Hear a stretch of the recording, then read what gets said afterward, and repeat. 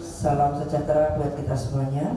Yang saya hormati Ibu Endang Aryuni SPD MPD selaku Wakasek Kurikulum, dan yang saya hormati semuanya Bapak dan Ibu calon guru penggerak Angkatan 7, dan yang utama juga para Bapak Ibu guru undangan yang saat ini hadir di ruang meeting yang saya hormati pula. Terima kasih sekali atas kehadiran Ibu Bapak semuanya memenuhi undangan dari teman-teman kita guru penggerak Angkatan 7 yang mana saat ini akan melaksanakan kegiatan sesi berbagi modus 1 budaya positif. Yang pertama, marilah kita tidak pernah berhenti untuk selalu memanjatkan puji syukur kehadirat Allah Subhanahu wa taala. Alhamdulillah pagi hari ini kita semuanya dalam keadaan sehat walafiat, dalam rahmat dan hidayah Allah, sehingga kita diperkenankan untuk bisa bertemu di ruang meeting ini dan kegiatan yang sangat luar biasa, yaitu nanti dari teman-teman calon guru penggerak Angkatan 7 akan berbagi modul 1 yaitu tentang budaya positif. Dan insya Allah kita niat ibadah, mudah-mudahan Allah mencatat sebagai amal kebaikan bagi kita semuanya. Amin. Bapak dan Ibu yang saya hormati, utamanya calon guru penggerak Angkatan 7, kami mohon untuk saat ini nanti saat yang sangat bagus, sangat baik sekali untuk penjenengan semuanya berbagi praktik baik. Silahkan diberikan semaksimal mungkin kepada Bapak Ibu guru yang ada di sini, yang nanti tentu saja kita berharap banyak imbasan dari penjenengan itu mempunyai efek yang luar biasa, ya. Dan utamanya adalah untuk penjenengan diri penjenengan sendiri, dan utamanya untuk para siswa kita. Karena kita sebagai pendidik, sebagai guru itu adalah tugas utama, tugas mulia kita adalah untuk memberikan ilmu, baik tidak hanya di ilmu yang akademik kita, tetapi yang utama adalah karakter baik, ya, karakter yang mana benar-benar harus kita tanamkan kepada anak didik kita. Nah, penjenengan ini sangat luar biasa, harus apa? Benar-benar bersyukur karena penjenengan sudah masuk di pendidikan calon guru penggerak Angkatan 7, yang mana nanti penjenengan mempunyai kesempatan yang luar biasa, baik sebagai ujung tombak, ya, yang mana nanti penjenengan mendapatkan pendidikan untuk perubahan dari pembelajaran paradigma baru, dan juga tentu saja nanti itu tanggung jawabnya untuk kepada siswa kita dan juga kepada guru di internal kita maupun di luar, Bapak Ibu. Penjenengan harus siap untuk itu, dan juga sudah diberikan contoh yang banyak dari teman-teman kita di SMA Negeri 1 Sragen. Sudah ada 9 guru penggerak yang lolos di Angkatan 4. Penjenengan saya pasti penjenengan punya semangat yang luar biasa, jangan sampai kendor. Jadi itu yang membuat kita termotivasi betul. Nah, penjenengan harus lebih baik, harus lebih bagus, dan benar-benar diterapkan di sekolah kita lebih maksimal lagi. Jadi jangan sampai hanya pemenuhan di tugas saja, tetapi benar-benar dilaksanakan di lapangan kita. Ya, mudah-mudahan juga yang sudah penjenengan besok juga bahwa penjenengan calon guru penggerak dan nanti lulus guru penggerak, hadiahnya atau hadiah sampingannya itu adalah calon kepala sekolah. Ya, ini yang luar biasa. Suatu jenjang karir dari seorang guru itu adalah menuju ke kepala sekolah, dan juga nanti bisa ke pengawas atau mungkin ke para cabang dinas dan seterusnya. Ini saya doakan mudah-mudahan semuanya berhasil. Diaminin. Amin, ya. Alhamdulillah Bapak dan Ibu, ini adalah suatu langkah yang sudah penjenengan jalankan di awal. Insya Allah nanti penjenengan sangat luar biasa. Saya berharap banyak. Jadi nanti utamanya untuk kemajuan di SMA Negeri 1 Sragen. Kita sebagai pionir, kita harus selalu terdepan untuk praktik-praktik baik yang harus penjenengan lakukan. Saya kira itu dari awal dari saya. Mudah-mudahan marilah Bapak dan Ibu semuanya, kegiatan ini kita buka dengan bacaan basmalah bersama-sama. Mudah-mudahan Allah selalu meridhoi dan lancar semuanya. Bismillahirrahmanirrahim. Saya mohon maaf kalau ada salah kata dari saya akhiri. Assalamualaikum warahmatullahi wabarakatuh. Waalaikumsalam warahmatullahi wabarakatuh.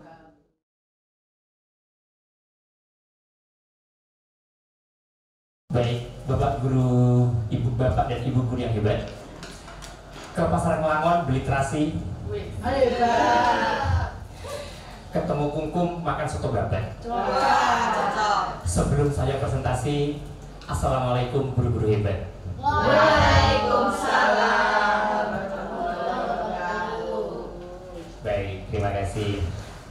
Pertama-tama marilah kita panjatkan puja dan puji syukur kehadirat Tuhan Yang Maha Kuasa atas berkat rahmat dan hidayahnya kita bisa berkumpul pada siang hari ini untuk mengikuti kegiatan aksi nyata modul 1.4 berbagi praktik baik budaya positif. Dari saya Ahmad Hambali, calon guru penggerak angkatan 7 Kabupaten Sragen. Baik, Bapak Ibu guru yang luar biasa, pada kesempatan kali ini adalah hasil dari pendidikan saya khususnya setelah 2 bulan yang lalu mengikuti kegiatan guru penggerak. Kali ini saya diminta oleh dari tim guru Balai Besar Guru Penggerak untuk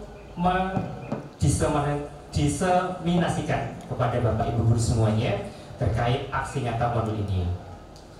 Semoga apa yang saya paparkan pada kesempatan kali ini bisa bermanfaat dan bisa diaplikasikan dalam pembelajaran di sekolah.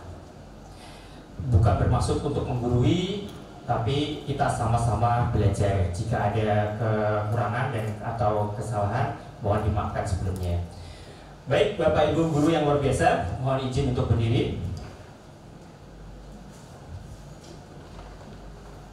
Baik, di depan ada sedikit pertanyaan, setuju atau tidak setuju.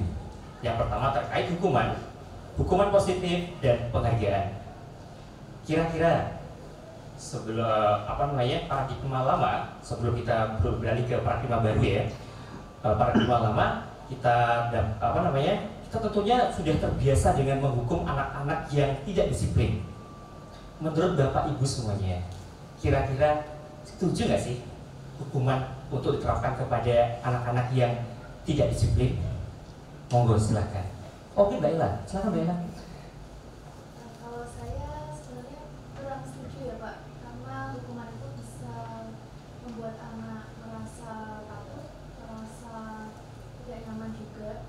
Tapi sebenarnya saya juga masih bertanya-tanya, misalnya tidak ada hukuman, apakah nanti kedisiplinan itu bisa diterapkan? Gitu, Pak. Oh gitu. Ya. Kalau Mbak Ella sendiri sudah pernah menghukum anak deh? Saat ini sepertinya belum Pak. Belum pernah ya? Ya semoga tidak pernah ya. Baik. Kalau Mbak Ella tidak setuju, gimana kalau pendapatnya Bu Nurul selaku kerja di sini adalah PDS? Apakah setuju tidak Bu dengan hukuman yang diterapkan pada anak yang tidak disiplin? Setuju. Oh setuju. Gimana Bu? Karena dengan hukuman itu mungkin anak tidak akan melakukan lagi kesalahan-kesalahan yang sudah dilakukan atau yang dilanggar seperti itu Pak. Oke baik, terima kasih. Oh berarti ini ada dua jawaban yang berbeda ya. Satunya tidak setuju, yang tidak setuju. Oh mungkin karena Bu Nurul ini adalah selaku tim, bahkan leadernya malah ya. Leadernya tim PDS. Jadi harus berinteraksi langsung kepada anak-anak yang indisipliner, begitu Bu ya? Ya. Baik. Kita nanti lihat. Nah, ini baru matik awal Bu ya. Terus yang kedua, kita mungkin sudah pernah atau bahkan dulu waktu SMA atau sekolah dulu ngalamin sendiri waktu dihukum oleh guru kita dengan hal yang positif, contohnya dengan membersihkan kelas, bersihkan halaman, terus bersih toilet DC, nah gitu. Kira-kira gimana sih menurut Bapak Ibu semuanya? Apakah setuju atau tidak dengan budaya seperti itu? Silakan Bu. Baik. Setuju saya. Nah, silakan Bu Anis. Ya, karena kan membersihkan halaman dan sebagainya itu selain nanti pasti menurut saya hasilnya di situ juga melatih melatih keterampilannya bersih-bersih dan membaca dan sebagainya, itu positif, bagus itu. Iya, berarti membersihkan itu keterampilan ya? Ya, iya. Oh iya. Keterampilan bersih-bersih. Oh iya baik. Keterampilan baru bersih-bersih. Baik, terima kasih. Karena itu salah satu skill Itu masuk life Oh iya skill. skill ya, Iya, skill education. skill. Oke baik, terima kasih. Mungkin ada yang tidak sependapat dengan Ibu Anis, teman-teman yang lain? Monggo silakan. kelihatannya seperti Oh, ibu Wakakur, Wakasiswahan. Di sini untuk kalau hukuman itu benar ya, hukuman itu hal positif seperti membersihkan halaman sekolah. Misalkan anak terlambat, suruh membersihkan halaman sekolah. Tapi di sini anak kan merasa dipermalukan. Betul. Karena apa? Pada pagi hari itu depan sekolah itu masih ada lalu lalang anak yang masuk sekolah, dan anak itu disuruh membersihkan. Belum bapak ibu guru yang melihat di situ, pasti kan anak juga merasa malu bahwa mungkin di rumah tidak pernah membersihkan, tidak pernah membantu bersih-bersih, tapi di sekolah kok suruh membersihkan halaman sekolah seluas itu. Nah, itu anak itu juga merasa tersiksa juga mestinya kalau mau jujur. Nah itu, jadi untuk yang membersihkan halaman itu saya kurang setuju, tapi untuk membaca itu bagus. Oke, baik, terima kasih Ibu Endang. Baik, berarti ini juga ada dua kubu yang berbeda. Dari Ibu Wakasiswaan bilang tidak setuju, dan dari Ibu Kepala Proyeknya bilang setuju. Itu ya, enggak apa-apa. Nanti kita akan terjawab semuanya di slide-slide berikutnya. Tapi luar biasa, ini menarik. Yang ketiga, kalau yang tadi hukuman, ya, walaupun hukumnya positif, tapi banyak yang mengatakan hukuman itu image-nya negatif, gitu ya. Walaupun ada embel positifnya, masih pro kontra. Tapi yang ketiga, penghargaan, gitu ya. Memberikan penghargaan dapat meningkatkan motivasi belajar. Bahkan malah benar nggak sih kalau kita dapat penghargaan, penghargaan bukan berarti terus dapat piala ya, bukan diartikan secara secara konkret seperti itu, tapi bisa dengan pujian atau bukan hanya sekedar memberikan permen, itu juga termasuk penghargaan. Kira-kira bisa nggak sih mewujudkan motivasi anak dalam belajar? Bisa. Oke, Bu Agustin bisa minta pendapatnya. Berarti setuju Ibu ya? Setuju, baik. Kira-kira kenapa Bu? Iya. Dengan anak diberi penghargaan itu akan menjadi reward bagi dia atas usaha kerasnya di dalam belajar, sehingga kedepannya lebih lagi dia akan berusaha dengan belajar lebih tekun. Oke, baik, terima kasih Ibu Agustin. Berarti Bapak setuju ya? Mungkin ada teman-teman yang kurang sependapat atau berbeda pendapat dengan Ibu Agustin? Boleh, baik, saya kira setuju semua ya. Baik, terima kasih jawabannya. Jawabannya sangat menarik karena ada perbedaan, tapi semuanya akan terjawab setelah kita mengikuti kegiatan ini. Baik.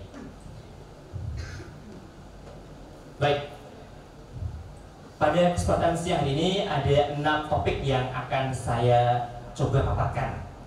Yang pertama adalah disiplin positif dan nilai-nilai kebajikan universal. Dan yang kedua, teori motivasi, hukuman, dan penghargaan restitusi. Yang ketiga, keyakinan kelas. Yang keempat, kebutuhan dasar manusia dan dunia berkualitas. Yang keempat, restitusi atau 5 posisi kontrol. Dan yang keenam, segitiga restitusi. Mungkin Bapak Ibu guru yang belum mengikuti guru penggerak, hal ini mungkin terasa asing ya. Tapi setelah pemerintah membuat kurikulum ini, menyusun kurikulum Merdeka ini, tentunya kita harus juga bisa untuk mengimbangi apa yang diharapkan oleh pemerintah. Salah satunya adalah pendidikan guru penggerak ini, dan kita calon guru penggerak diharapkan untuk menyampaikan atau mengeluarkan apa yang kita dapat dalam pendidikan itu kepada Bapak Ibu guru semua yang belum berkesempatan mengikuti guru penggerak. Dan semoga di tahun berikutnya bisa mengikuti guru penggerak di episode selanjutnya. Amin. Baik, yang pertama, disiplin positif dan nilai-nilai kebajikan universal. Disiplin positif yang kita bahas ini adalah dasarnya untuk menciptakan sebuah budaya positif yang akan kita pelajari nanti ya. Baik. Nah, di layar sudah ditampilkan genggaman. Ini bukan logo partai, tapi ini adalah sebuah analogi. Nah, coba kita praktekkan ya. Kita praktekkan saja. Kalau bisa dibaca sendiri Bapak Ibu ya, kita praktekkan. Saya punya slide kertas. Saya butuh partisipan untuk membantu saya. Mungkin yang paling muda lah ya, Mbak Ella mungkin ya. Malah paling muda, yang paling dua ini muda siapa ini kayaknya? Mbak Intan. Ini Mbak Ella aja mungkin ya. Bulan satu tim saya dengan di kurikulum. Sama-sama merah. Oh iya, sama merah betul. Sama-sama merah masih. Oke. Mbak Ella. Nah, sebentar ya. Ini ada kertas dan ballpoint. Coba, Mbak Ella bayangkan dulu nama orang yang Anda cintai sekarang. Coba, jangan ada yang tahu ya. Coba teruskan satu nama saja. Jangan banyak-banyak ya, satu aja ya. Satu aja. Satu nama orang yang kamu cintai dan kalau sudah lipat dan genggam. Jangan sampai ada yang tahu.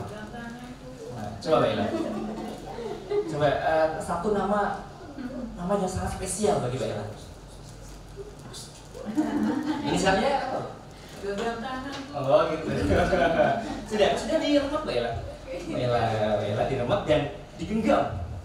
Genggam. Siap? Nah, kira-kira saya mau bujuk Mbak Ella. Mbak Ella, saya tawarkan dengan HP saya. Mau nggak? Itu berikan kepada saya. Yakin? Nggak mau? Pilih kantong kanan saya atau enggak? Atau di tirai? Tirai 1, tirai 2 atau enggak Mbak? Atau laptop. Enggak ini. Ini mana Mbak Ella? Ini yang ada di tangan saya. Oh tangan yakin? Iya. Gak mau kebongkar rasanya? Enggak. Gak mau? Enggak. Yakin? HP laptop dia tambah laptop sih? Jangan gak itu. Mobil mana Mbak Ella? Yang ini. Oh yakin ya?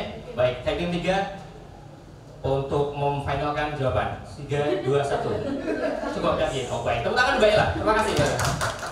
Terima kasih. Saya tahu jawabannya sih sebenarnya sih. Baik.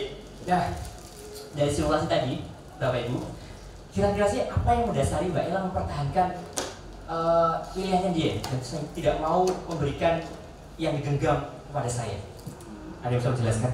Karena Mbak Ella itu meyakini bahwa apa yang dia genggam itu sesuatu yang sangat berharga, makanya tidak ingin berbagi dan tidak ingin dikasih. Sudah yakin bahwa itu adalah yang terbaik. Ya, semoga nama yang tuliskan di Mbak Ella adalah impiannya dia dan memang tidak akan segampang itu diserahkan pada orang lain. Gitu ya? Baik, luar biasa. Semoga bukan nama saya ya. Ada kepedean itu. Oke. Ya, terima kasih. Baik, artinya apa? Artinya saya tidak bisa walaupun saya sudah membujuk memberikan laptop saya, HP saya, bahkan mobil saya. Hanya segenggam kertas tadi tidak mau menyerahkan. Artinya saya tidak bisa membujuk Mbak Ella. Bahkan saya mau ngancam nggak bisa karena saya tidak bisa marah-marah. Karena saya tetap manusia yang lembut. Kata istri saya. Dan saya tidak bisa mengondisikan apa yang tidak bisa membuat Mbak Ella untuk menuruti apa yang saya mau. Itulah itu yang dinamakan nilai dasar-dasar ya, dasar-dasarnya. Jadi punya komitmen sendiri. Baik, Bapak Ibu, guru yang luar biasa. Nah, lemin dulu. Baik, perubahan paradigma teori kontrol, ilusi kontrol. Ini ilusi. Ilusi itu apa sih? Hayalan. Baik, hayalan. Sesuatu yang tidak nyata. Sesuatu yang tidak nyata, hayalan. Kalau guru bahasa sastra apalagi ya. Ilusi itu bahasa-bahasa yang sudah familiar bagi saya. Ilusi, sesuatu yang tidak nyata, angan, gitu ya Bu ya. Tadi saya berhadap berilusi kalau Mbak Ella mau menyerahkan yang digenggam itu pada saya. Begitupun juga kita tetap sebagai seorang guru berilusi kalau guru itu bakal mengontrol anak didiknya atau muridnya. Bahkan ilusi bahwa kritik dan membuat dapat merasa bersalah, dapat membangun karakter. Karena itu juga belum tentu benar. Ya, kita sebagai guru pasti akan memiliki pikiran bahwa kita yang berkuasa. Anak didik kita harus ikuti kemauan kita. Ternyata juga tidak tentu juga. Karena anak didik pada dasarnya mereka punya komitmen sendiri, punya pendirian sendiri, sehingga tidak kita sebagai orang dewasa walaupun sebagai seorang guru tidak bisa merta-merta untuk mengontrol diri mereka. Baik, gitu Bapak Ibu. Nah, stimulus. Nah, apa yang sesungguhnya memiliki kontrol? Stimulus dan teori kontrol. Ya. Kalau kita di stimulus respon, kita mencoba mengubah orang agar berpandangan sama dengan kita, dan di teorinya kita berusaha memahami pandangan orang lain tentang dunia. Baik, terkadang kita juga di kelas kan pengen banget sih siswanya tertib seperti yang kita harapkan yang kita tuliskan di dalam peraturan sekolah. Tapi kenyataannya anak punya karakter sendiri. Ada anak yang hobinya futsal misalkan, dia senang pakai sepatu futsal, dan sepatu futsal itu ada motifnya, ada garis putihnya misalkan. Sedangkan di sekolah kita tidak boleh. Ya itu emang karakternya anak, emang hobi menjiwai karakter dia sebagai pemain futsal. Itu juga kita juga tidak bisa terus mengontrol anak kita. Artinya ya kita mengarahkan pelan-pelan, tidak serta-merta terus memaksakan dengan gaya untuk membuat mereka seperti apa yang kita inginkan. Sejatinya anak-anak mempunyai kodrat alamnya dan kodrat zamannya sendiri-sendiri. Kita zaman dulu, oke lah, kita masih ibaratnya ya, dulu zaman saya yang generasi milenial dengan potongan rambut yang rapi dan kayak gini ya. Sekarang di generasi Z, anak punya potongan rambut yang biasa, yang beda lagi. Sekarang lagi tren adalah gaya cepmek sekarang. Oh belum tahu ya, maaf, Anda generasi bukan saya. Anda generasi bukan generasi saya. Kalau sekarang di viral itu generasi cepek mekar katanya. Oh generasi Z sekarang. Nah itu loh, gimana sih kalau untuk menyikapi perbedaan seperti itu? Gitu loh. Artinya sejatinya ya kita memang anak dengan zamannya, kodrat zamannya itu punya style masing-masing. Yang penting kita udah punya keyakinan sekolah tidak menyimpang jauh dari apa yang kita sepakati bersama. Jadi biarkanlah mereka untuk berekspresi selagi tidak melanggar norma-norma yang ditentukan oleh negara yang berlaku di masyarakat kita. Gitu Bapak Ibu semuanya. Baik, kita lanjutkan. Nah, sini ya. Teori kontrol atau teori pilihan menurut Pak D. Dr. William Glasser. Yes. Yang pertama adalah Anda tidak bisa mengontrol orang lain, hanya Anda yang bisa mengontrol diri Anda. Baik, ini seperti yang tadi kita pandakan ya, bahwa saya yang lebih senior dari Bu Ella ternyata tidak bisa sepenuhnya mengontrol Mbak Ella untuk mengikuti kehendak saya. Bahkan saya tawarkan beberapa opsi pilihan yang sekiranya lebih berharga, ternyata tidak bisa. Ternyata lebih berharga secari kertas yang berisi nama orang tersayangnya. Iya, orang nama itu tidak lebih berharga daripada barang-barang yang saya miliki sekarang. Itu loh. Saya walaupun dengan Mbak Ella ya terjauh 11-12 lah ya umurnya. Ya hanya sama di angka depannya saja tahunnya. Ya secara senioritas saya jauh senior di Mbak Ella ya, tapi secara muka sama. Oke, baik. Teori kontrol kedua menurut Pak D. Dr. William Glasser, yang kedua adalah semua perilaku memiliki tujuan. Ya, yaitu salah satunya adalah teori motivasi dan nilai-nilai kebajikan universal dan keyakinan kelas. Nah, nanti kita akan paparkan secara detail nanti di slide berikutnya. Baik, yang teori kontrol yang ketiga yaitu model berpikir menang-menang dan kolaborasi dan konsensus menciptakan pilihan-pilihan baru. Nah, di sini akan kita bahas tentang 5 posisi kontrol. Apa itu 5 posisi kontrol? Nanti kita akan jelaskan di slide berikutnya. Selain 5 posisi kontrol juga ada segitiga restitusi. Terus yang teori kontrol yang keempat yaitu realitas atau kebutuhan kita berbeda. Kita berusaha memahami pandangan orang lain tentang dunia. Setiap orang memiliki gambaran yang berbeda. Ini nanti kita akan jelaskan 5 kebutuhan dasar manusia yang wajib dimiliki oleh manusia. Gitu Bapak Ibu ya. Baik, sampai di sini Bapak Ibu ada yang mau tanyakan? Sudah paham? Sudah paham? Paham. Saya ingat seorang kalau begini ya. Saya ingat orang-orang yang luar biasa yang pakai baju biru depan saya. Paham gitu ya? Terima kasih Bu Nurul. Baik. Dan, oh iya, ini mungkin zaman saya masih muda. Sekarang lebih muda.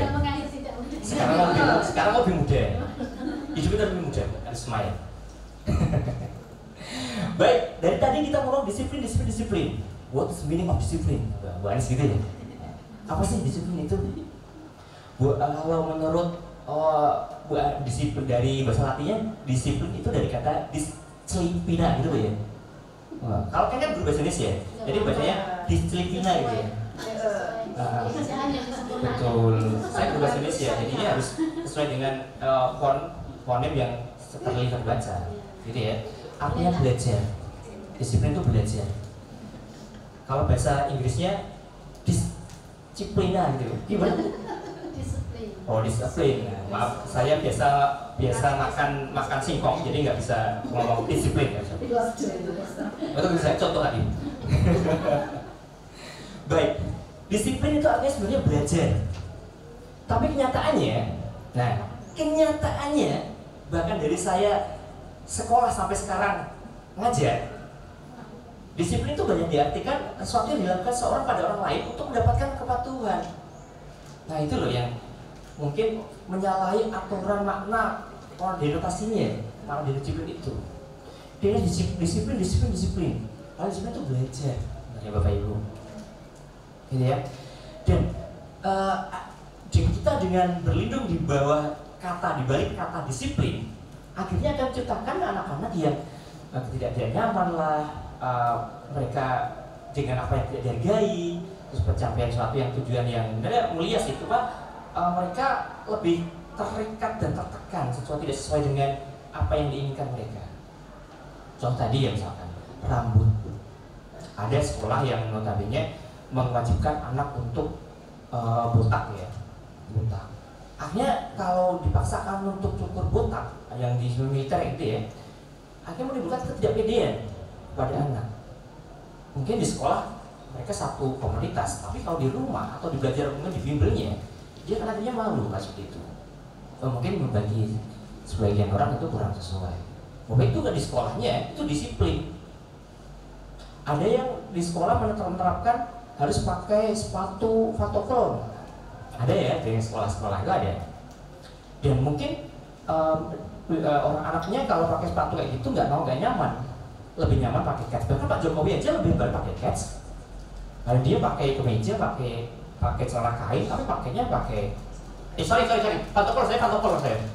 Dia Pak Jokowi waktu pakai kets, bukan pakai sepatu pantofel. Karena beliau lebih nyaman pakai sepatu kets dibandingkan sepatu pantofel. Artinya apa? Ya penampilan tidak terus serta-merta mengikuti apa sih, yang penting tidak melanggar norma-norma yang ada di masyarakat lah gitu. Nah ini yang juga saya juga masih mempertanyakan ya, kalau pakai baju digulung warnanya gimana sih?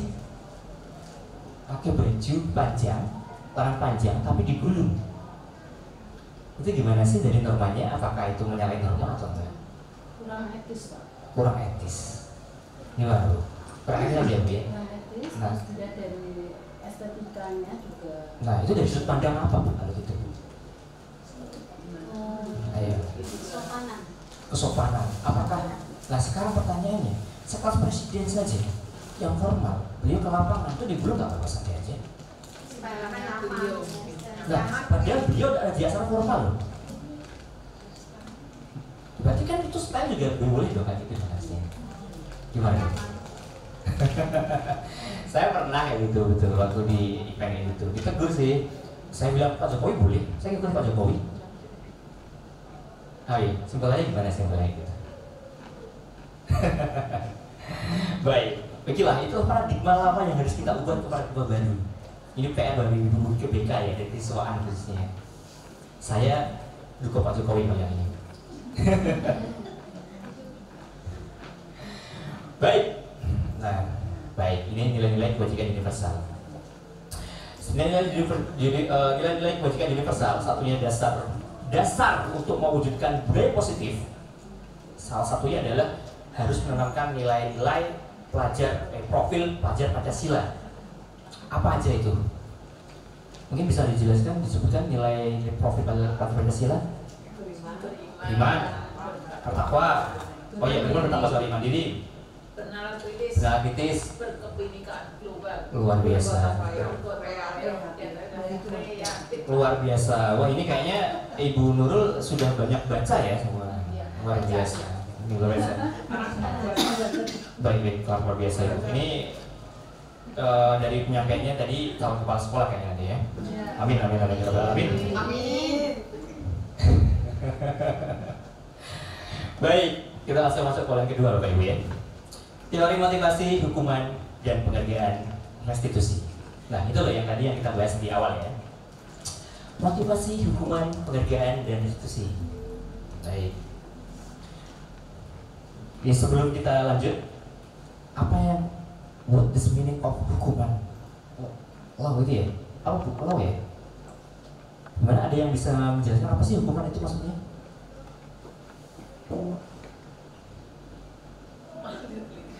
Hukuman apa sih Bu? Bisa jelaskan? Mungkin ada yang paham nggak Pak Ibu? Tindakan biar mendisiplinkan lah. Oh, salah itu cara Bu ya? Cara. Berarti hukuman itu cara ya? Cara untuk mendisiplinkan anak gitu ya? Hukuman itu untuk mendisiplinkan anak. Disiplin artinya belajar. Jadi cara untuk belajar. Ya, untuk belajar menjadi lebih baik. Baik, terima kasih. Maksudnya seperti itu ya? Ya. Yang diharapkan seperti itu. Baik. Oke, baik. Nah, sebelum masuk kita ke hukuman, tadi yang poin pertama adalah motivasi, hukuman, penghargaan, dan restitusi. Motivasi di sini dibedakan menjadi dua, motivasi eksternal dan motivasi internal. Yang pertama, untuk menghindari ketidaknyamanan hukuman. Apa yang akan terjadi apabila saya tidak melakukannya? Ini biasanya gitu sih. Biasanya anak-anak ini ada semacam kekhawatiran pada, misalkan kalau saya tidak mengikuti kegiatan senam, misalkan ada senam ya kita ya, ada senam pagi misalkan. Saya tuh kaki saya sakit. Kalau saya tidak mengikuti senam gimana ya? Dihukum nggak ya? PDS saya galak. Apalagi yang inisialnya Bu M itu, aduh, baik banget sih orangnya. Super baik lah, super baik. Itu gimana ya? Nah, itu juga termasuk motivasi eksternal dari anak. Dan yang kedua, untuk mendapatkan imbalan dari orang lain atau institusi. Nah, apa yang akan saya dapatkan apabila saya melakukannya? Nah, ini loh yang sering anak itu kayak apa ya? Terkadang saya merasakan, apakah zaman sekarang itu pamrih? Gitu. Nanti Pak, saya misalkan di kelas ya, saya memberikan suatu pertanyaan, seseorang guru berikan pertanyaan ya biasa lah ya, hal yang lumrah. Tapi Pak, nanti kalau dia jawab hadiahnya apa? Ya walaupun ya kita harus ya itu, walaupun kita 1-2 kali memberikan reward itu harus ada, walaupun bentuknya bukan terus barang. Tapi kadang-kadang ada anak yang seperti itu, motivasi menjawab itu karena pengen sesuatu. Itu gimana Pak? Nah, itu juga salah satu motivasi eksternal dari mereka. Nah, yang ketiga ini yang harus dan wajib dimiliki oleh seorang pendidik, apalagi dalam mengimplementasikan kurikulum Merdeka pada saat ini. Salah satunya mewujudkan motivasi internal dalam diri anak untuk menghargai diri sendiri. Nah, saya akan menjadi orang yang seperti apa bila saya melakukannya. Jadi bukan karena dihukum, bukan saya mau ikut senam misalnya tadi ya, bukan karena saya takut sama PDS-nya Bu N, bukan karena saya mau dapat imbalan dari Ibu N juga, bukan kayak gitu. Tapi benar-benar kesadaran diri sendiri. Saya mau ikut kegiatan sekolah biar nanti ke depannya saya punya modal untuk menghadapi yang lebih besar lagi. Bukan karena takut pada individu apalagi seorang. Gitu ya, gitu ya. Walaupun tokohnya Bu N, saya yakin Bu N orang yang baik banget. Baik, terima kasih. Saatnya, nah ini mbah saya, Mbah Ki Hajar Dewantara, Merdeka. 2 tahun terakhir kita sering didengungkan dengan istilah merdeka dalam pembelajaran maksudnya. Walaupun merdeka itu 72 tahun yang lalu ya, tapi merdeka dalam pendidikan ini yang baru didengungkan 2 tahun terakhir. Apa sih makna dari merdeka belajar itu? Ada yang bisa menjelaskan Bapak Ibu?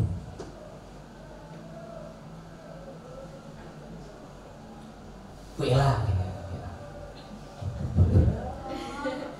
Kalau setahu saya merdeka itu tanpa adanya paksaan, diberikan kebebasan. Kebebasan dan tanpa paksaan. Iya. Gitu ya? Iya. Baik. Contoh konkret dalam hal merdeka dalam pembelajaran itu apa sih Mbak Ella? Coba.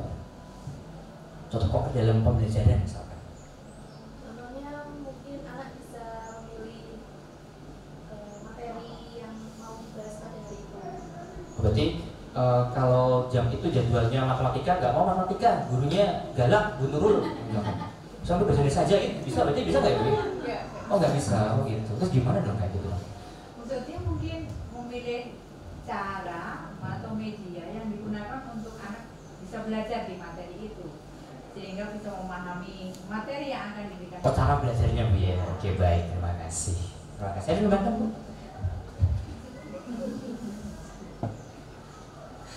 Baik, cukup ya? Cukup. Baik, kurang lebihnya seperti itu yang disampaikan oleh Bu Agustin. Terima kasih Bu Agustin. Jawaban yang luar biasa. Iya, merdeka dimaksudkan adalah kalau dulu anak belajar berfokus pada gurunya, ikuti apa yang gurunya mau, gitu ya. Nah sekarang di kurikulum merdeka ini, guru hanya sebatas sebagai pendamping pembelajaran. Jadi anak mau belajar dengan gaya apa, gitu ya, kita ikuti gayanya.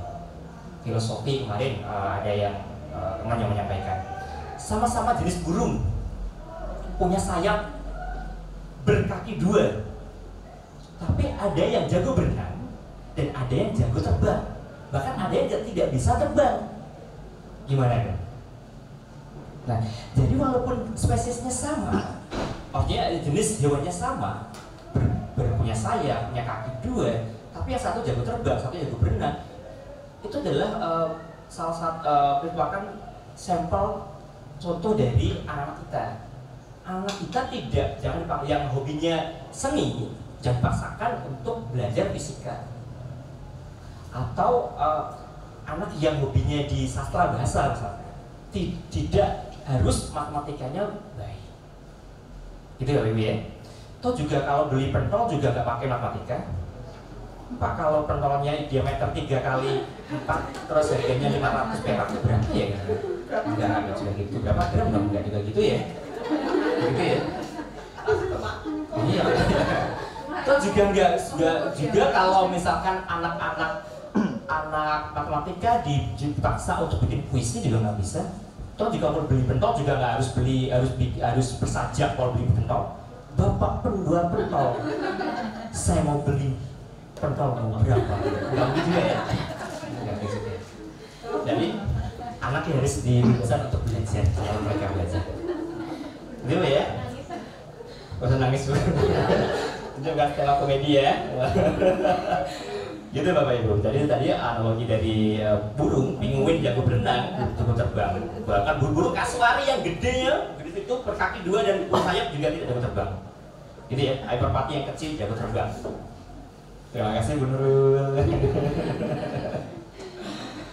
Baik. Nah, ini Bu ya, ada perbedaan dari hukuman dan konsekuensi. Nah, saya tanya dulu dong, tadi hukuman jadi dijelaskan ya oleh pengertian secara istilahnya. Sekarang kalau konsekuensi, istilahnya apa sih kira-kira Bapak Ibu?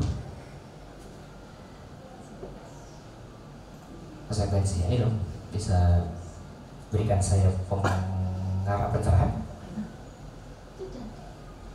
Definisi dari konsekuensi mungkin. Sesuatu yang terjadi. Yang terjadi lagi. Dilakukan oleh sesuatu. Sesuatu yang terjadi diakibatkan oleh sesuatu. Dilakukan oleh sesuatu. Oke baik. Sah ini banget ya. Sweeties ya. Sangat kritis. Terima kasih. Mungkin dulu salah jurusan bahasa Indonesia harusnya. Baik, baik Bapak Ibu. Perbedaan hukuman dan konsekuensi.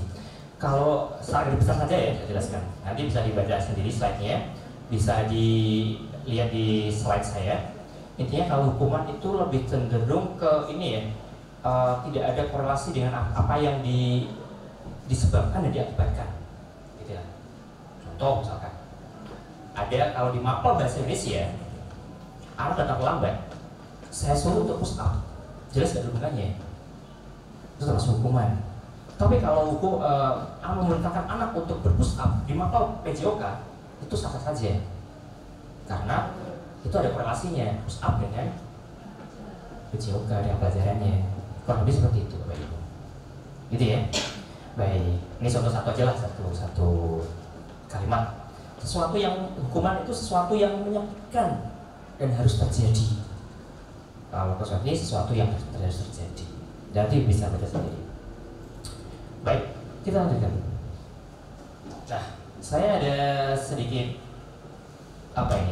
pertanyaan yang singkat. Saya yakin Bapak Ibu semuanya sudah memahami lah perbedaan hukuman dan konsekuensi. Bisa bantu saya untuk menyebutkan yang ada 7 kalimat di situ di depan, manakah yang termasuk hukuman dan manakah yang termasuk konsekuensi. Baik, saya pandu ya Bu ya. Yang pertama, mencatat 100 kali di dalam buku kalimat, saya tidak akan terlambat lagi karena terlambat ke sekolah. Kira-kira Bapak Ibu, itu termasuk hukuman atau konsekuensi? Hukuman. Oke, hukuman. Bisa jelaskan kenapa, Bu Nurul? Karena dengan mencatat 100 kali kalimat di dalam buku kalimat, saya tidak akan terlambat lagi. Menurut saya dengan melakukan kesalahan karena terlambat tidak berhubungan atau tidak berkorelasi dengan permasalahan keterlambatannya tersebut. Jadi itu merupakan suatu hukuman, jadi tidak ada hubungannya. Oh, ada hubungannya. Tapi kalau yang menghukum guru bahasa Indonesia boleh nggak ya Bu ya?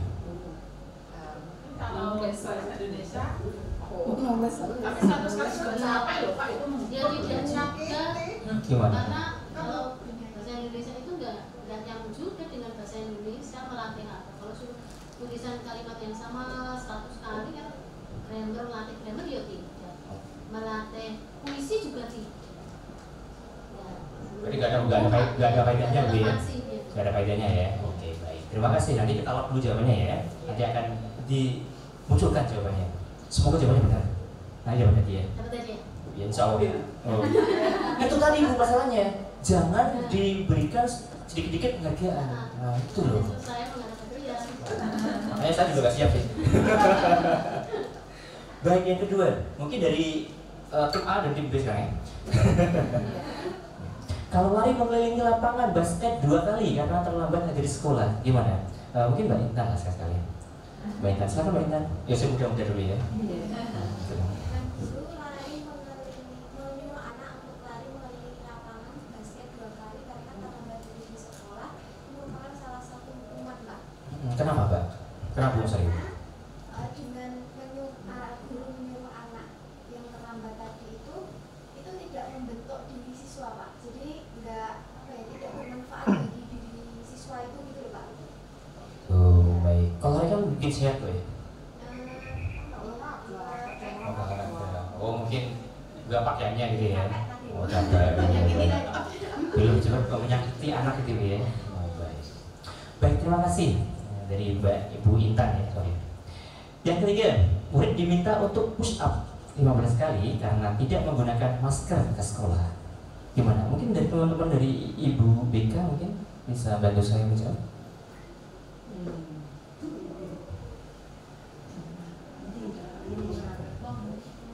Siswa yang tidak memakai masker disuruh push up itu termasuk hukuman.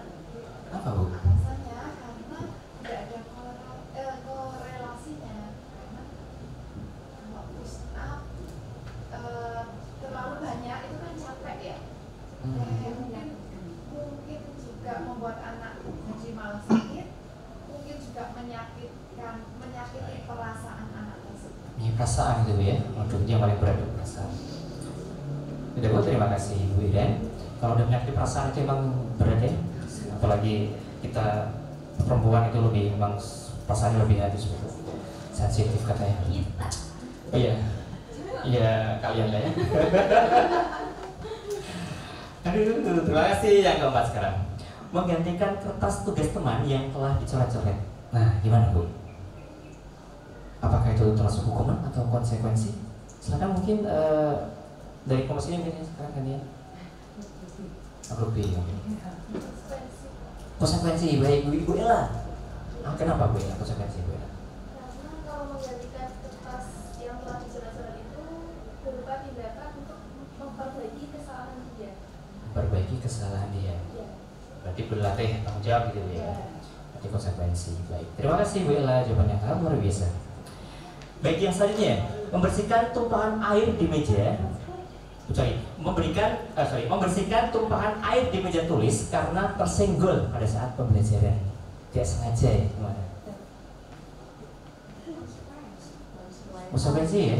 Konsekuensi. Kenapa? Kan nggak sengaja Bu, itu gimana? Apakah harus juga mengganti? Nah kan awalnya kan bersih. Nanti sampai dibersihkan gimana mau menulis? Oh gitu. Berarti itu untuk melatih apa Bu kalau gitu? Tanggung jawab. Oh, tanggung jawab. Berarti ya. Terima kasih Bu Nur Solo. Baik, yang selanjutnya, murid disuruh untuk mengenakan sepatu seharian di sekolah karena tidak mengenakan sepatu hitam. Mungkin ada yang bisa menjelaskan kalimatnya ini sengaja dibuat salah Bang ya? Ada yang bisa memperbaiki kalimatnya? Itu mungkin gini Pak, murid disuruh untuk tidak mengenakan sepatu seharian di sekolah karena kan mungkin ada aturan yang harus mengharuskan sepatunya itu hitam. Oh baik, berarti Ibu Nursol sangat peka sekali ya. Mas tadi saya buat salah ya ini ya. Memang ada satu kata yang tidak saya tulis. Memang, oh ternyata di sini tidak ngantuk berarti ya. Mungkin tidak, memang berarti menunjukkan kalau peserta teman-teman dari SMA 1 tidak mengantuk dan masih walaupun satu kata hilang tetap masih bisa memahaminya. Luar biasa, tepuk tangan dong untuk teman-teman dari SMA 1. Ya, kalau yang benar adalah murid disuruh untuk mengenakan murid itu pokoknya. Baik. Nah, kira-kira ini apa Bu? Hukuman atau konsekuensi Bu? Hukuman. Kenapa Bu Anis ini kenapa ini? Mempermalukan Oh, malu ya? Kan nggak pakai sepatu terus panjang kali, malu kan aja. Oh iya betul sekali. Berarti sakit, malu, kasihan Ibu ya. Apalagi kalau sensitif tadi ya. Pasti dia nangis, pemburuk kamar seharian, bikin status di Facebook, gitu ya. Iya. Baik, terima kasih. Terus di status Facebook, kenapa begini? Oh, dalamnya gurunya awas kalau nanti kecegat. Oh, itu yang PDS itu kan? Oh, pasti. PDS lagi. Terima kasih Bu Bedes dari objek saya ya. Baik, yang terakhir. Lari mengelilingi lapangan basket 2 kali karena terlambat 10 menit untuk pelajaran PJOK. Gimana? Ada yang bisa bantu saya untuk menjawab? Mungkin dari Ibu dulu, Ibu Diung ya, bisa bantu Ibu dulu. Mengelilingi lapangan basket 2 kali karena terlambat 10 menit untuk pelajaran PJOK termasuk konsekuensi. Karena mungkin untuk menggantikan keterlambatan tadi teman-teman kan sudah pemanasan. Dia pemanasan dulu mengelilingi lapangan basket. Ada korelasi. Ada korelasinya Bu ya tadi. Oke, baik, terima kasih teman-teman luar biasa. Tepuk tangan dong untuk teman-teman dari SMA 1. Dan jawabannya sling. Wah, ternyata benar semua. Wes, memang teman-teman satu ini. Ya, yang pertama hukuman, konsekuensi dan hukuman. Intinya kalau hukuman tidak ada korelasinya dan lebih cenderung merugikan si anak tersebut ya, dan kalau konsekuensi lebih edukatif gitu. Baik, Bapak Ibu, ada yang tanyakan? Baik, cukup ya, terima kasih. Baik, Bapak Ibu semuanya. Masih tetap semangat ya? Terima kasih sudah. Setelah tadi kita bahas hukuman, kita sibuk hukum, pasti endingnya adalah restitusi. Restitusi ini juga bahasa yang sangat asing ya mungkin ya bagi teman-teman semuanya. Mungkin kalau di psikologi udah sering ya, tapi kita yang bukan jurusan BK atau psikolog mungkin hal yang baru, ini kata asing. Nah, mungkin ada yang bisa menjelaskan kepada saya apa sih secara sederhana apa sih maksud dari restitusi itu? Saya bantu menjelaskan, terima kasih.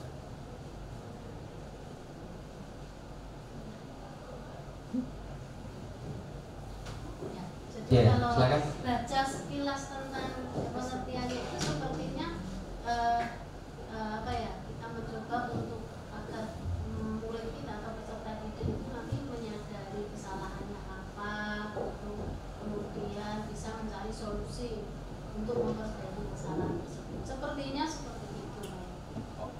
Terima kasih. Iya, terima kasih Bu Anis. Iya, restitusi intinya ya kita tidak langsung menjudge kepada anak gitu ya. Jadi kita pendekatan privat kepada anak untuk memberikan sebuah budaya-budaya positif dan mengangkat kembali keyakinan yang kita buat pada anak agar tidak mengulangi kesalahan yang sama. Seperti itu ya. Nah, kalau yang menurut Pak D. Gosen, ini ada pendapat dari Gosen, restitusi juga merupakan proses kolaboratif yang mengajarkan murid untuk mencari solusi untuk masalah mereka dan membantu murid berpikir tentang orang seperti apa yang mereka ingin menjadi tujuan mulia dan bagaimana mereka harus memperlakukan orang lain. Itu menurut Pak D. Gosen. Gitu ya. Baik, nanti saya akan berikan sebuah contoh apa itu restitusi.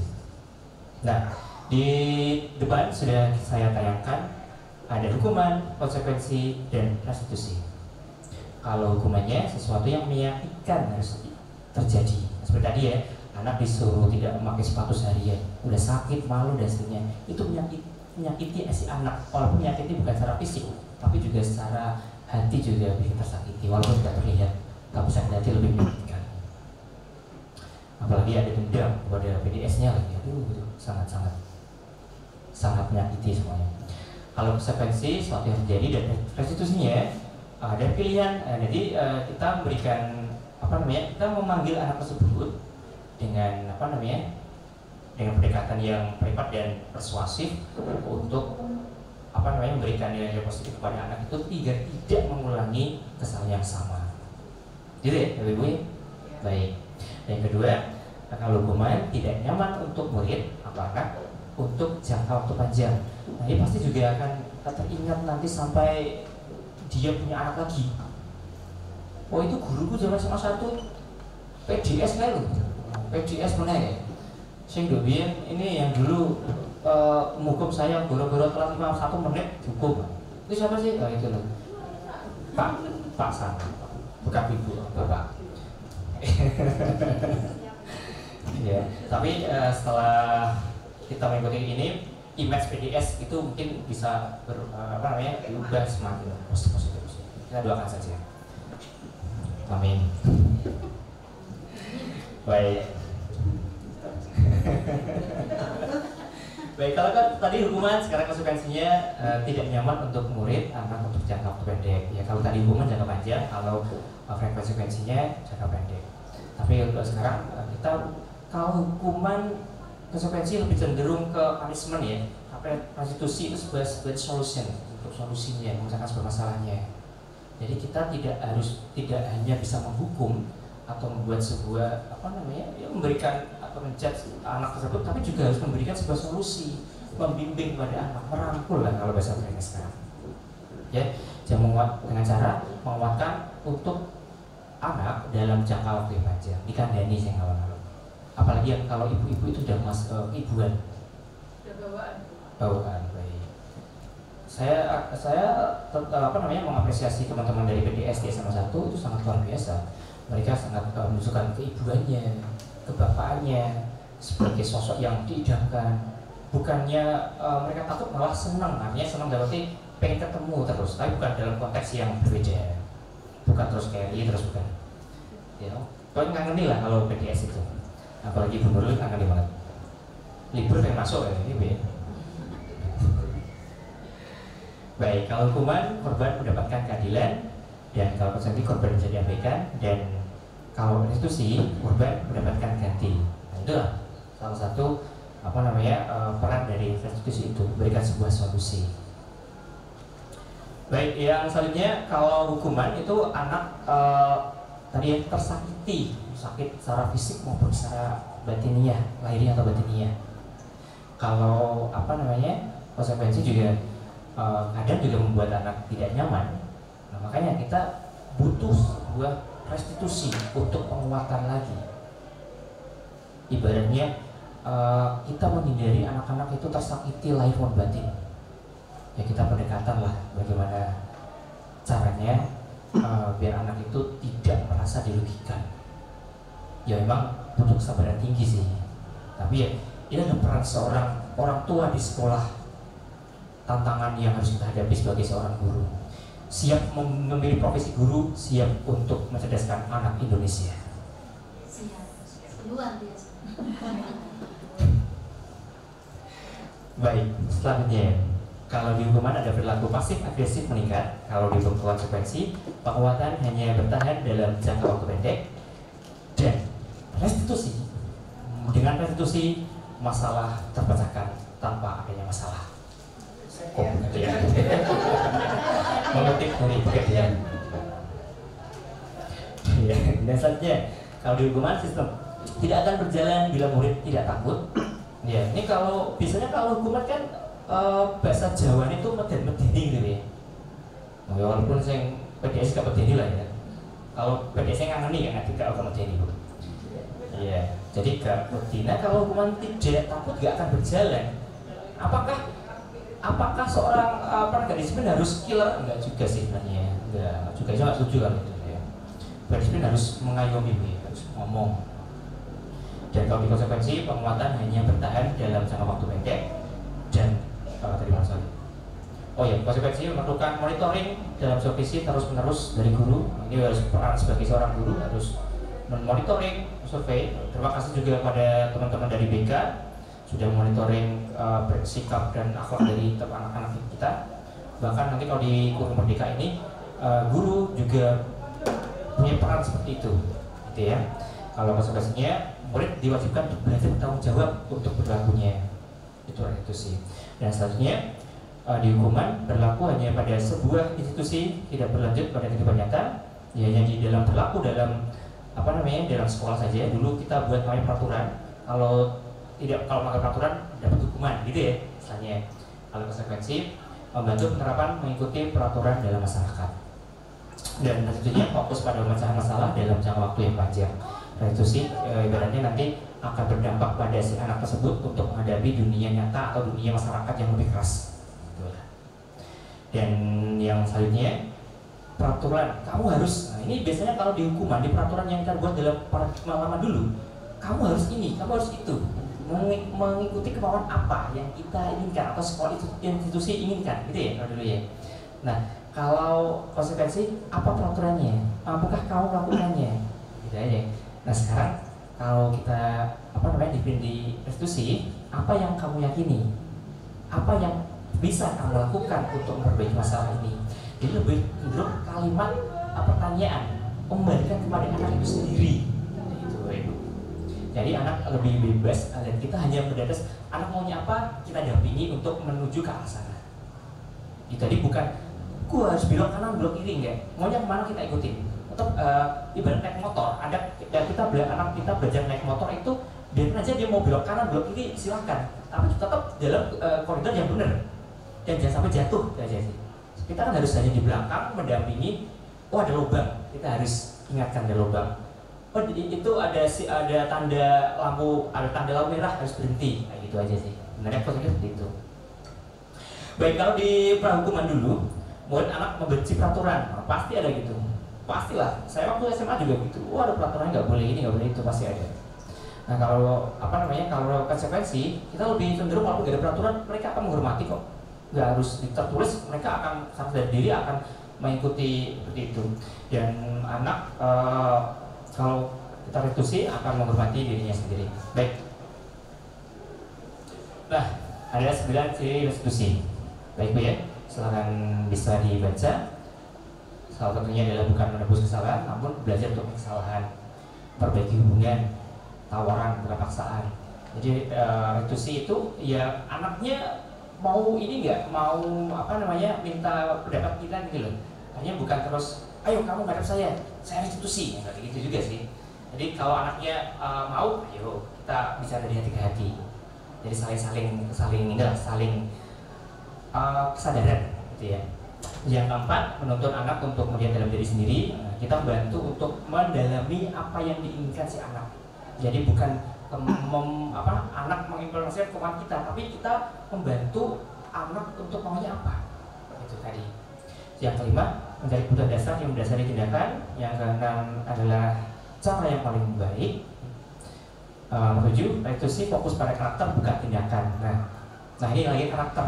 kalau karakter ini anak pasti tadi ya, ibarat analoginya adalah sebuah burung, pinguin, kasuari, dan merpati. Tentu pinguin nggak bisa berenang, nggak bisa terbang dong. Kalau pinguin kan dagunya berenang, nggak mungkin terbang. Nah itu karakter, walaupun fisiknya sama.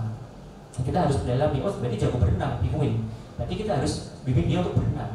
Kasuari nggak bisa terbang. Ya kita harus bantu bakatnya dia di mana, karakter seperti apa, kayak gitu. Kalau merpati jago terbang dan setia, itu yang paling penting. Iya, merpati ya. Restitusi, kalau restitusi itu ada solusi, kita sama-sama berikan mencari jalan keluarnya kepada si anak itu, bukan terus kita yang punya solusi terus kita kita paksakan untuk kepada anak itu, enggak, tapi kita sama-sama memberi mencari solusi dari dua belah-pihak. Kalau disepakati baru kita laksanakan. Baik, yang terakhir adalah mengembalikan murid pada yang berbuat salah kepada kelompoknya. Baik, terima kasih. Selanjutnya, nah sebelum kita lanjutkan ke keyakinan kelas, Bapak Ibu ada yang tanyakan? Cukup ya? Baik, terima kasih. Keyakinan kelas. Oke, baik. Sebelum saya lanjut ke slide berikutnya, keyakinan kelas. Bapak Ibu, saya ada sedikit pertanyaan. Halo.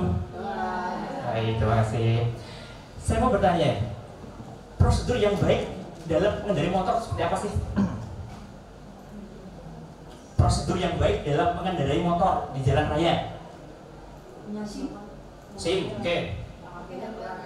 Pakai helm. Oke, kita spesifik yang kasat mata ya, yang terlihat saja. Mentaati peraturan. Peraturan. Oh, fisiknya aja Bu, fisiknya gitu. Fisiknya aja. Helm, jaket, sarung tangan, kacamata. Gitu ya. Kalau helm diganti dengan penutup kepala boleh nggak? Ya kenapa gitu? Aturannya harus pakai helm. Baik, aturan lagi ya? Baik, kalau nggak aturan lagi. Safety. Untuk menjaga Keselamatan. Kalau helm diganti ember boleh nggak Bu? Lucu nanti. Oh lucu, nggak kayak ini ya? Kan juga aman ya kakak? Enggak. Atau diganti styrofoam biar ini aman nggak kalau jatuh? Nanti dikira penjual rumah. Baik. Dari gambar ini kira-kira yang aman yang mana sih? Udah pakai helm loh Bu ini? Ini pakai helm loh ini? Tapi kenapa? Oh berat. Oh iya betul. Ini pakai helm ini bener? Pakai helm ibunya? Oh, salah ya? Salah ya? Tapi secara aturan mereka sudah benar, ini udah bener kan? Pakai helm kan? Kan memakai. Memakai dan bener, itu secara aturan bener loh itu. Gimana dong? Nah ini juga pakai pengaman malah ini juga. Ini jamin juga aman ini Bu ini. Gitu ya? Nah. Apalagi Nah ini termasuk orang yang menaati aturan, tapi belum sadar diri. Gitu. Aturannya sudah bener. Dan kalau ada penegak disiplin, polisi ya, bukan sekolah ya, penegak disiplin di lalu lintas, bawa helm, oke, bener. Ini sering kalau di sekolah juga gitu. Pertanyaan gini kamu bawa handuk tidak? Bawa Pak, di mana saku? Ya bener bawa sih, tapi nggak dipakai. Kalau dipakai di sampai ketok gimana? Di samping ke ya? Gimana nih? Pakai. Itu dari aturan, gitu ya. Tapi kalau karena kesadaran sendiri, keyakinannya sendiri, dia akan lebih tertib seperti ini. Karena meyakini kalau tidak pakai helm akan berakibat fatal dan sebagainya. Nah, ini saya ya itu ya, bukan? Ini yang safety Bu harusnya Bu. Harus contoh. Ayo sampai ke bawah helm ini. Oh ya nanti kita nonton. Baik, ini yang diharapkan oleh dari tim kementerian mungkin ya. Dari mulai peraturan, awalnya peraturan dulu. Oke, dari warna ungu ya. Peraturan kita buat keyakinan. Dari keyakinan tidak perlu harus ditulis terus, tapi harus dipahami dan dilaksanakan atas kesadaran diri sendiri. Nah kalau sudah terbiasa, kan ada gini ya, terbiasa, lama-lama bisa gitu ya. Nah kalau ini udah keyakinan, terus akhirnya menimbulkan kalau dia biasa pakai helm kemana-mana, nanti ke warung dekat rumah 5 meter juga pakai helm. karena udah bukan lingkungannya, udah terbiasa seperti itu, gitu kan? Bu Nurul rumahnya ngelorok hanya berjarak berapa meter dari sini, pakai helm, pakai SIM lengkap Bu ya, karena sudah sudah terbiasa disiplin. Ini contoh yang baik nih Bu Nurul, ini luar biasa. Ya. Nah, kalau sudah lingkungan positif akan menjadikan sebuah budaya positif ini. Ya walaupun hanya hal kecil itu, tapi luar biasa. Terima kasih Bu Nurul, luar biasa. Baik. Nah, sekarang ada yang lagi ya Bapak Ibu. Nah, ini ada peraturan. Selalu kembalikan buku ke tempatnya. Kira-kira menamakan apa sih kalau gitu? Tanggung jawab. Baik. Kalau dilarang mengganggu orang lain?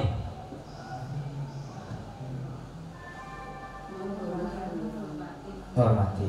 Baik. Saya ini ya, Pak Tegas. Kalau di hukuman ada diksi-diksi dilarang, jangan gitu ya. Itu peraturan. Dan diksi itu konotatif. Jelasnya masih yang bermakna negatif. Kita ubahlah, dari diksi itu kita ubah.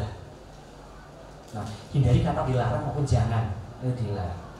Atau mungkin diganti dengan terima kasih sudah tidak merokok di sini. Misalkan.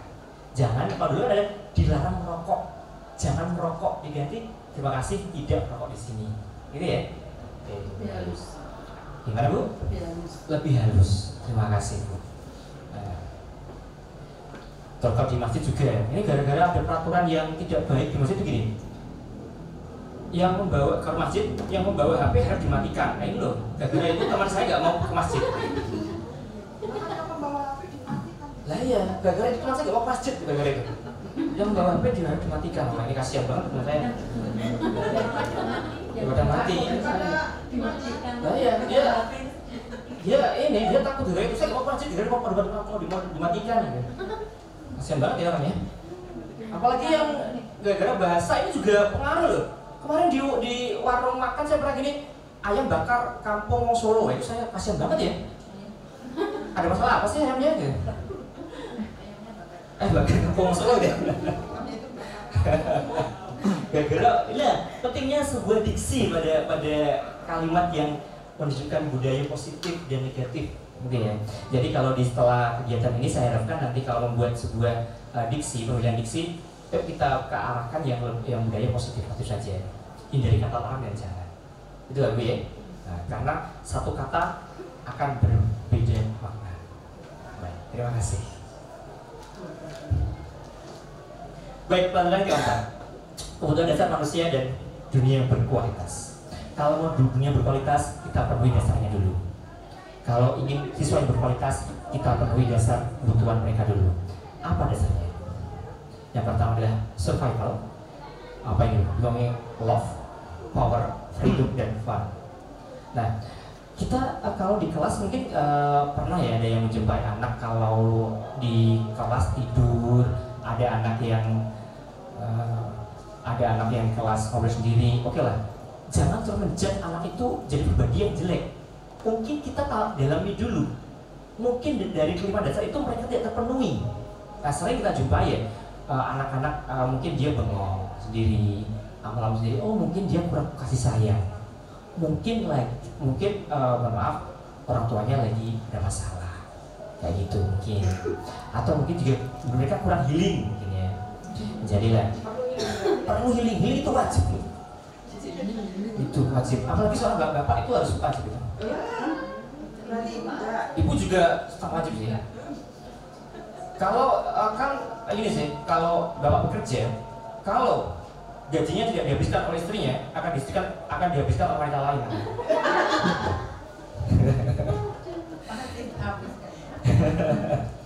Nah itu Habib. Jadi kita kalau ada anak yang problem kayak gitu, tolong kita dalami dulu, kita dalami apa ya, dasar apa yang dibutuhkan mereka. Mungkin kalau mereka tidak terpenuhi, kasih sayang kah, atau kekuasaan, atau survive-nya, kebebasan atau kesenangannya, mungkin kurang gini. Jadi sering marah-marah, bapak ibu guru yang mungkin kurang healing aja mungkin. Iya, ya mungkin teman-teman yang sering gak disiplin itu kan kerja keras banget ya. Perlu healing itu sangat perlu. Tahu dia seminggu sekali harus healing gitu. jauh banget ya. Giling dan giling. Giling dan giling dan Baik, yang selanjutnya adalah 5 posisi kontrol. Baik, 5 posisi kontrol. Nah, penghukum, pembuat rasa bersalah, teman, pemantau, dan manajer.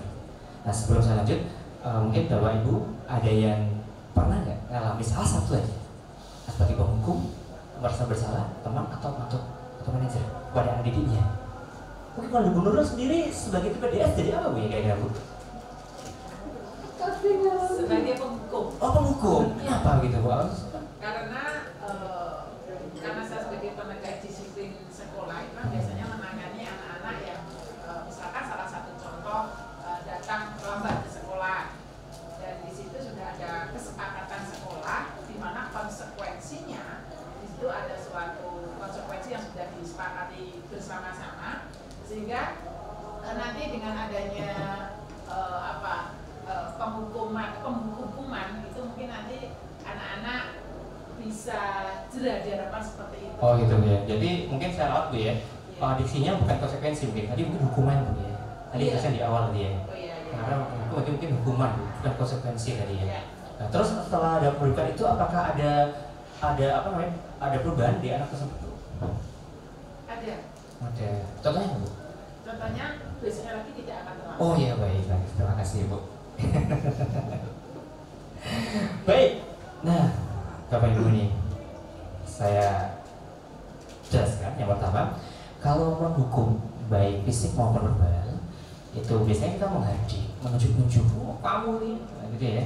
Terus menyakiti, menyindir, walaupun tidak, tadi saya jelaskan menghukum tidak harus menyakiti secara fisik atau secara lahir, tapi juga secara batin gitu ya. Dan itu akan berdampak, anak akan menunjukkan rasa dendam, pasti ada dendam, terus malu pada temannya, itu juga akan berdampak negatif. Mungkin istilahnya ya berhati saja, gitu ya. Nah, yang kedua, dia merasa bersalah, walaupun perkataannya lembut. Nah, di sini paling lembut mungkin ini Bu Intan dan Bu Ella ya, perkataan lembut. Lembut bukan berarti intonasinya saja, tapi substansi isinya yang mungkin yang ini juga kadang-kadang juga emang perkataannya lembut. Kalau orang Solo kan gitu ya, lembut banget orang Solo, terkenal banget. Seluruh Indonesia orang Solo tahu. Paling lembut orang Solo. Kebakaran gitu, kalau ada kebakaran. Iya. Tetangganya Solo. Oh, Solo juga ya kan. Orang Solo kalau kebakaran tuh kebakaran gitu. Sampai udah selesai habis baru. Nah, walaupun lembut tapi kalau kalimatnya tidak berkenan juga akan mengenai anak gitu loh. Itu mereka membuat merasa bersalah. Bisa dengan mereka berceramah, terus mengakibatkan kecewaan yang mendalam pada si guru tersebut, gitu ya. Nah, ini alternatif, salah satu alternatif yang bisa dipilih selain menghukum dan bersalah. Mungkin teman ya, oke teman itu. Tapi kalau kita menempatkan diri sebagai teman, itu anak nanti akan ketergantungan pada kita. Wah, gak usah nggarap bolok dhewe kayak gitu ya. Ora usah nggarap pelajarane Bu Intan terus bolok dhewe kayak murah kok. Itu dan nanti akan ada juga dampaknya sebagai teman. Nah, kalau sebagai pemantau, nah ini juga ya bagus tapi kurang tepat sih menurut saya. Kita hanya memantau, mengawasi dan terus mengukur disiplinan. Nanti akan ya kurang ya. Pasnya apa? Yang pasti adalah sebagai manajer. Manage, kalau bahasa Londonnya manage gitu ya. Bahasa manage mau apa namanya? Nah, maksud ini akan merangkul di dua posisi teman dan posisi pemantaunya.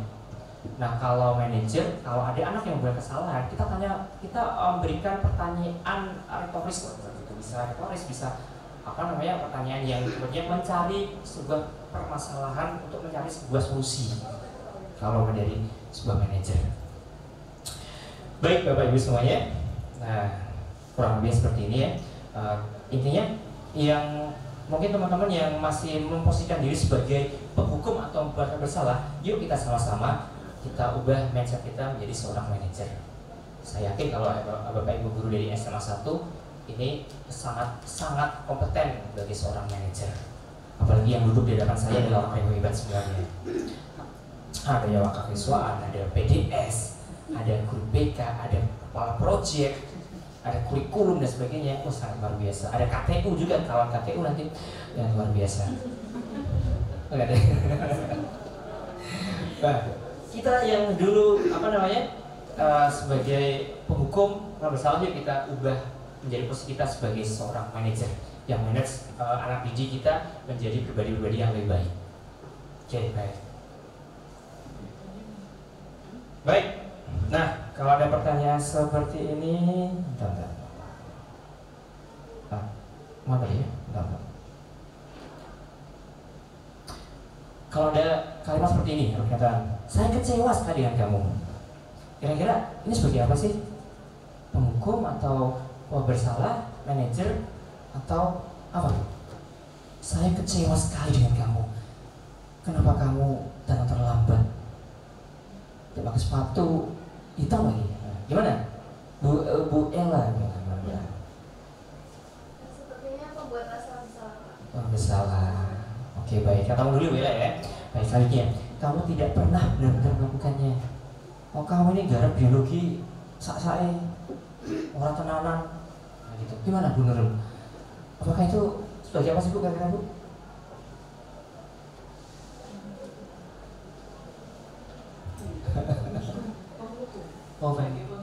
Penghukum. Baik, terima kasih. Nah, kalau ini, ayolah lakukan demi Ibu. Nanti matematika kamu biar bagus. Gimana Bu itu? Jadi apa kira-kira Bu? Kan ngajak itu, Ayolah. Oh, teman Bu ya. Oke, baik, terima kasih. Dan selanjutnya, apakah kamu mau mendapatkan stiker pada hari ini? Pasti bahasa Inggris ini jarang-jarang dulu. Ayo Bu Anis, gimana Bu Anis kalau udah? Pemantau. Oh, mantau Bu Anis ya. Baik. Bagaimana kamu bisa menyelesaikan masalah ini? Ada kasus ini ya, PKM, gimana Bu? Nah gitu Bu. Kira-kira apa Bu? Manajer Bu ya. Baik, terima kasih. Kita awal dulu ya jawabannya ya. Nah, yang terakhir, kamu selalu yang paling terakhir. Kenapa sih lele ya gitu ya? Kalau datangnya terus kamu kok ngumpulin terakhir, guru agama misalnya gitu. Gimana Bu?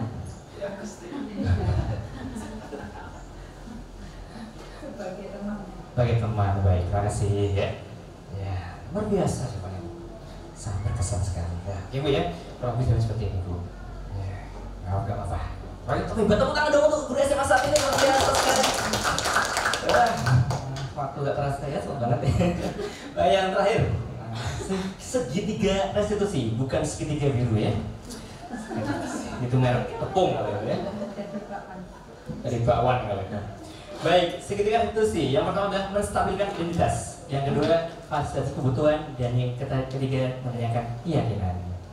Nah, ini adalah kalau kita ada anak masalah, yang pertama kita restitusi, ya tadi ya dengan restitusi, menstabilkan anak, memanggil secara privat, kita tanya dulu, kita menstabilkan dulu, dan detail masalahnya apa sih? Kalau sudah distabilkan, kita validasi kebutuhan. Kalau sudah, kita menanyakan kembali keyakinan yang sudah dibuat tadi. Nah, kurang lebih seperti itu restitusinya. Intinya, jangan menjudge anak di depan umum atau depan teman-temannya, itu akan menyakiti hatinya. Intinya kita lebih cenderung untuk bicara secara privat pada mereka, itu akan lebih efektif dan lebih ngena, dan akan kebaikan Anda akan dikenang di masa yang akan datang, bahkan diceritakan kepada anak cucunya nanti. Itu buat nih luar biasa itu dulu ya. Di BK, di BK bukan dinas marahin, malah dinasihati oleh Ibu Warni gitu ya. Dulu kalau image BK itu kan banget BK, biasanya kan image-nya negatif ya dulu ya. Tapi sekarang sejak ini SMA 1 luar biasa dengan BK Ibu Iren, Ibu Warni dan Ibu Budi itu luar biasa. Mereka bukan ruangan yang horor lagi. Ruangan BK itu ruangan yang mengenyangkan sekarang ya. Oh, kayak mana gitu. Mengenyangkan, bukan gitu. Baik. Nah, kalau dia seperti itu Bapak ya. Nanti bisa saya akan menanyakan sebuah video terkait restitusi dari saya. Restitusi yang telah saya lakukan, dan semoga bisa menginspirasi pada Bapak Ibu semuanya. Kita putar ya, bentar saja.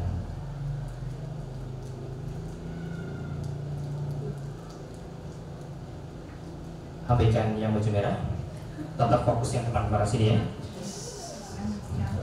Iya, jangan fokus yang di layar, tapi fokus baju merah di depan. Karena yang depan yang di layar itu adalah hasil editing. Ilusi saja itu. Nah ini Bu ya. Coba kita dulu. Pas hangat sana dulu ya Allah. Ya. Oh sorry. Oh iya, baik, terima kasih Bu.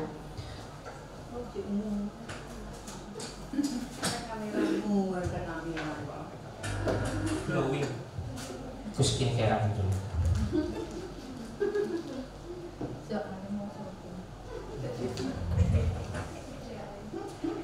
Ya itu efek kamera mahal, HP-nya bukan mahal.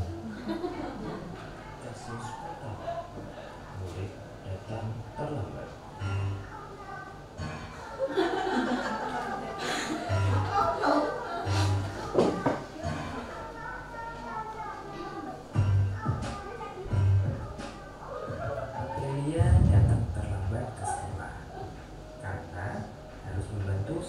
Baik, itu jadi ada yang terlambat tidak dimarahin dan tidak dihukum, tapi pertama dibesarkan dulu. Ya mungkin kita kan nggak tahu dia ada masalah apa di rumahnya, apakah rumahnya jauh, apakah bangunnya kesiangan karena bantu orang tuanya, kita kan nggak tahu. Ya kita besarkan dulu aja dulu lah.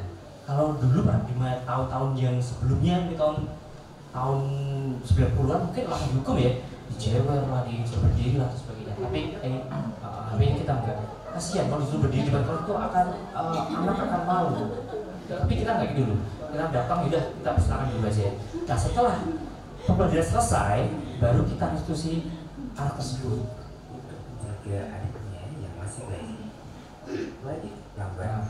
Nah ini itu sih. Kalau ini saya juga menghampiri waktu itu pas kebetulan dia lagi santai, lagi sendiri. Mungkin dia lagi apa namanya lagi banyak problem. Jadi saya pendekatan persuasif pada anaknya.